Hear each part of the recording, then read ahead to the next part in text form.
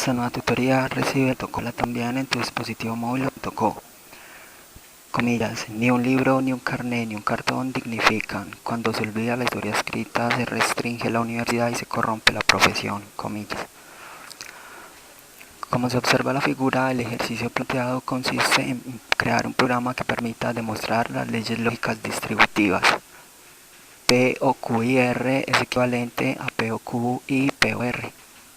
Y también P y Q o R es equivalente a P y Q o P y R.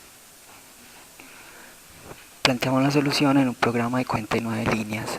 En la línea 5 vemos la instrucción numeral include iostream. iostream es una librería que permite efectuar operaciones de entrada y salida de datos. En la línea 6 vemos la instrucción numeral include conio.h. Conio.h también es una librería que permite efectuar operaciones de entrada y salida de datos. Entonces, cuando necesite capturar información que el usuario ingrese, eso representa una entrada de datos. Y cuando necesite mostrar información por pantalla, eso representa una salida de datos. Luego, para incluir operaciones de entrada y salida de datos, va a usar una de estas dos librerías. En la línea 8 vemos la instrucción using namespace std. Con esto estamos incluyendo o vamos a usar el espacio de trabajo estándar de C++. Y de esa manera vamos a poder programar de manera más flexible. Pero si no incluimos esta línea de código, lo que ocurre es que vamos a tener que programar con nuestro propio espacio de trabajo, lo cual quiere decir que vamos a tener que ceñirnos a la programación estándar de C++. Entre las líneas 10 y 49 vemos el main. El main es el método principal del programa.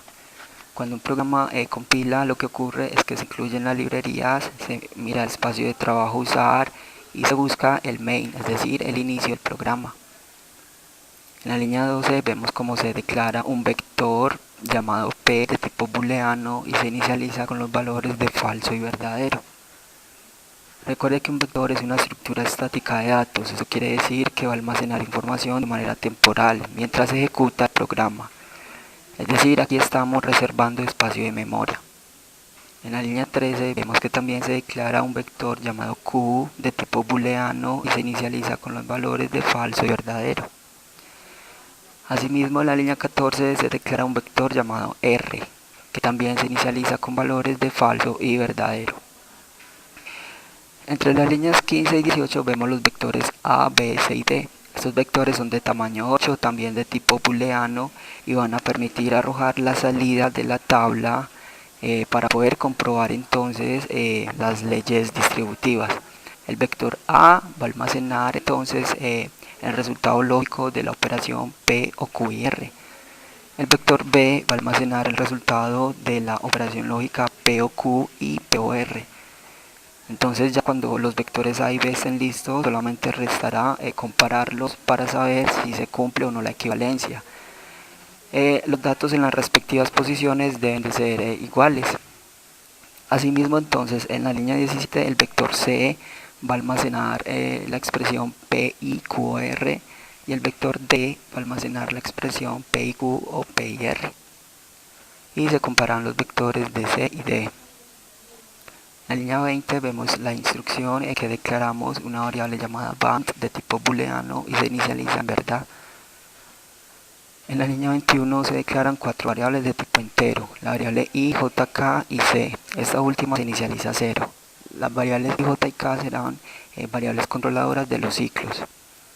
Recuerde que las variables de tipo entero solamente recibirán datos numéricos enteros y no decimales. Recuerde que las variables de tipo booleano solamente recibirán o verdad o falso, o 0 o 1. Entre las líneas 23 y 36 vemos una estructura repetitiva anidada. Recuerde que las estructuras repetitivas lo que hacen es ejecutar conjunto de instrucciones repetidamente, aprovechando así la velocidad de procesamiento de datos de un computador. En este caso entonces vemos un ciclo for en la línea 23 cuya variable controladora es la I, va a empezar en 0, va a ir hasta 1, es decir, I menor a 2, y se va a incrementar de 1 en 1, es decir, I más más. Recuerde que la instrucción I más más es similar a decir a I le asigna I más 1. Dentro de este ciclo, en la línea 24, vemos otra estructura repetitiva, otro ciclo for, cuya variable controladora va a ser la J y también va a tomar valores de 0 a 1, es decir, J menor a 2 y se va a incrementar de 1 en 1. Asimismo, en la línea 25, la variable k del ciclo for. Entonces, dentro de estos ciclos, en la línea 27, al vector a en la posición c le va a asignar entonces lo que tiene el vector p en la posición i, o lo que tiene el vector q en la posición j, y lo que tiene el vector r en la posición k. Mire que esto están utilizando operadores lógicos, y como los vectores tienen como elementos valores de tipo lógicos, entonces el resultado será de tipo lógico y se almacenará entonces en el vector a. La variable c sirve para indicar en qué posición del vector a, b, c y d se almacenan los datos. Observe entonces que la variable k va a servir para recorrer el vector r. La variable j o el ciclo j sirve para recorrer el vector q, y el primer ciclo, el de la variable controladora i, va a servir para recorrer el vector p. Así entonces vamos a poder comparar falso, falso, falso, verdadero, verdadero, falso, verdadero, verdadero. Y todas esas comparaciones a través de conjunciones y disyunciones se van a almacenar en los respectivos vectores de a, b y c y d. En la línea 28, como dijimos, el vector b en la posición c va a almacenar entonces la operación lógica p o q y p o r, es decir, lo que tiene el vector p en la posición i, o lo que tiene el vector q en la posición j, y lo que tiene el vector p en la posición i, o lo que tiene el vector r en la posición k.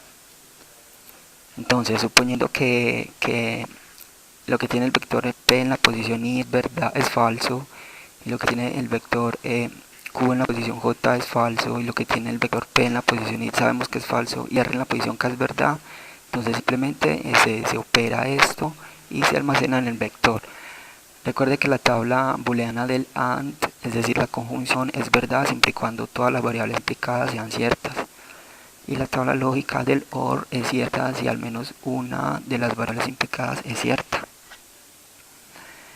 Entonces, entre las líneas 30 y 31 vemos como el vector C y el vector D almacenan las respectivas condiciones. Entonces, incrementamos la variable C en la línea 33, y al salir de los ciclos, entonces, lo que resta es comparar los vectores A con B y los vectores de C con D.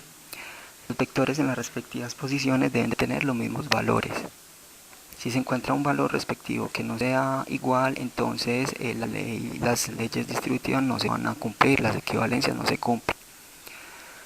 Por eso entonces vamos a recorrer los vectores A, B, C y D que tienen el mismo tamaño. Por eso entre las líneas 39 y 45 vemos una estructura repetitiva, un ciclo while, cuya condición es mientras la bandera sea igual a verdad y la variable C sea menor a 8. Ingresa al ciclo entonces, y entre las líneas 41 a 42 vemos una sentencia condicional. Recuerde que las sentencias condicionales permiten tomar dos o más caminos alternativos en un programa. En este caso, entonces entramos al ciclo y línea 41. Si lo que tiene el vector A en la posición C es igual a verdad y lo que tiene el vector B en la posición C es igual a falso, o lo que tiene el vector C en la posición C es igual a verdad y lo que tiene el vector D en la posición D es igual a falso, entonces línea 42 a la bandera le asigna falso.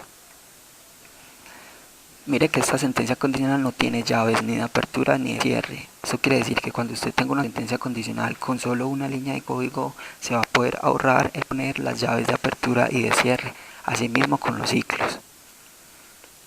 En la línea 44 incrementamos la variable C, es decir, a C le asigna C más 1. Esta instrucción no pertenece a la sentencia condicional, pero sí pertenece al ciclo while. Por último, entonces, en la línea 46 preguntamos si la bandera es igual a verdad, es decir, no se llevó a falso, quiere decir que las leyes se cumplen. Code es una instrucción que lo que hace es mostrar caracteres en la salida estándar. La salida estándar es la pantalla. Entonces, siempre que usted necesite mostrar información en la pantalla, es decir, en la consola, va a usar la instrucción code, luego menor, menor y entre comillas dobles el mensaje a mostrar. En la línea 48 vemos el método "get". Este método lo que hace es esperar un ingreso de carácter de teclado. Recuerde que cuando usted compile el programa va a poder visualizar la salida de datos y luego usted presionará una tecla para cerrar la ventana de ejecución. Pero si no incluye este método, lo que ocurre es que el programa compila bien, ejecuta normal, pero no podrá visualizar la información, es decir, la ventana se cierra automáticamente. ¿Por qué? Porque no hay una espera de ingreso de carácter. Esa fue la tutoría. El ejercicio, crear un programa que permita demostrar las leyes lógicas distributivas. Repasa la teoría, resuelve nuestro test y practica un algoritmo en el tablero. Si esto te gustó o no, te invitamos a discutirlo y a valorar la experiencia de esta tutoría. Recuerda, somos tutorías.co, trinamos como @tutorías, posteamos en Facebook y Google Plus como Tutorías Colombia. Pregúntanos, contáctanos, haz parte de nuestra plataforma.